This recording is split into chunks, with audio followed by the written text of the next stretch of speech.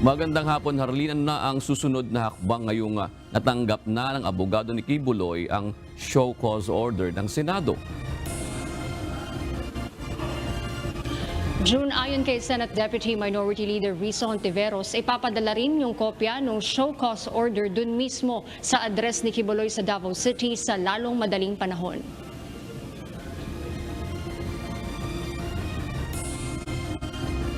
Kailangang magbigay ng katanggap-tanggap na paliwanag ni Kibuloy kung bakit hindi siya dapat arestuhin ng Senado. Iyan ang binigyang diin ni Senate Deputy Minority Leader Risa Hontiveros matapos matanggap ng abogado ni Kibuloy sa Makati City ang show cause order. Mayroong 48 hours o 2 araw ang religious leader para sumagot sa kautusan. Honestly, I cannot think of an acceptable reason na hindi siya paarestuhin. Lalo na kung mananatili siyang magsabing he sees no reason to honor the Senate's invitation. Siya yung pinakawalang respeto sa nakita ko pa sa tanang buhay kong nagtrabaho dito sa Senado. Bakit nag-i-insist si Kibuloy na wala siyang obligasyong humarap? Sino ba siya para sabihin iyon? Kinumpirma naman ng abogado ni Kibuloy na natanggap na nila ang show cause order at nangakong tutugon sila rito. So as the council on record, tatakbo na yung 48 hours. We are deliberating still, no? But definitely we will comply with the show cause order. Paliwanag ng senadora, dapat makapagbigay ng disenteng rason si Kibuloy na kanilang pag-uusapan ng mga senador kung may tuturing nakatanggap-tanggap. Pero kung seguridad at kondisyong medikal ang idadahilan ng religious leader, tila tagilid daw ito para sa senadora. Dun sa mga ibang humarap sa Senado na nag-cite ng security concerns, lahat po sila ay naalagaan. Di siya naiiba. Ang medical condition po ay unfortunately isa sa pinakagasgas na ginagamit na dahilan, ginagamit ng mga taong ayaw humarap ng maayos. Nilinaw din ni Senator Hontiveros na hindi pa unahan ang pag-aresto kay Kibuloy. Ngayong napatawan na rin ito ng contempt ng Kamara sa investigasyon nito sa prangkisa ng SMNI. Sa katunayan, bukas anya siyang hilingin sa mababang kapulungan ng Kongreso na padaluhin din sa Senado ang religious leader.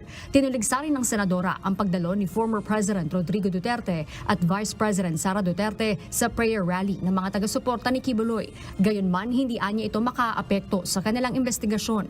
Ako, nagtataka, bakit nag-effort pa silang dalawa na dumepensa sa isang tao na akusado sa mga napakasiseryoso at mabibigat na offenses laban sa mga pinaka-vulnerable sa ating lipunan.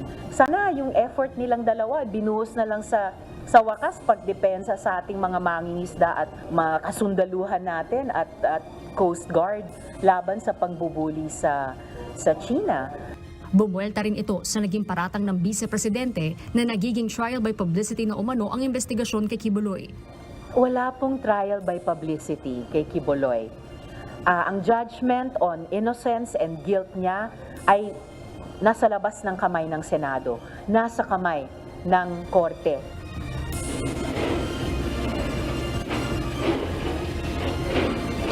June, sa ngayon wala pang pinal na schedule para sa susunod ng pagdinig ng Senate Committee on Women, pero ayon kay Senator Hontiveros, sa oras sa maipadala na yung show cause order sa Davao City ay maaari na silang agad na magpatawag ng susunod na pagdinig sa susunod na linggo. At yun muna ang update mula rito sa Senado. Balik sa iyo, June.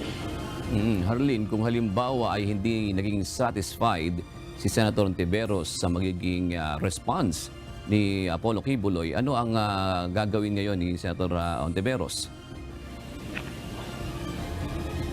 June, nilawin lamang natin sabi kanina ni Senator Hontiveros ay hindi lamang siya ang magdedesisyon kung satisfied ang magiging satisfactory yung magiging ibibigay na dahilan ni Kibuloy. Kanilang pag-uusapan, June, ito ng mga senador dahil Senado na yung naglabas ng show cause order at hindi na lamang yung komite. Kapag hindi ito satisfactory, June, ang sinasabi ni Senator Hontiveros, automatic maglalabas na ng arrest order ang Senado laban kay Kibuloy.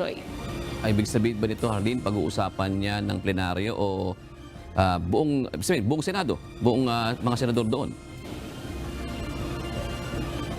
Dun sa technicality, June, kung sa plenaryo, ang sabi ni Senator Hontiveros, babalikan niya yung media kung paano yung mismo magiging proseso, step by step, sa pag-review ng isusumiting explanation ni Kibuloy. Pero siniguro niya na pag-uusapan at dadaan ito sa deliberation ng lahat ng senador dito sa Senado. June. Maraming salamat, Harleen Delgado.